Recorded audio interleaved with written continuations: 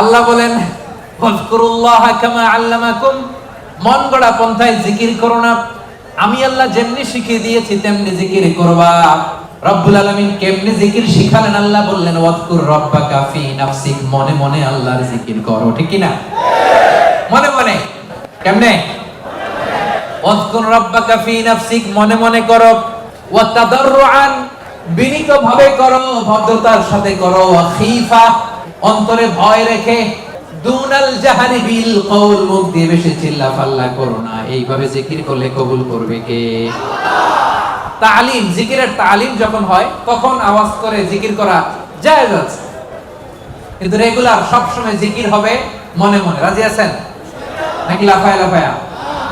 লাফাবেন, ফালাবেন, আওয়াজ করবেন ভদ্র ভাষায়, ভদ্র ভাষায় জিকিরগুলো করবেন। রাজি আছেন তো?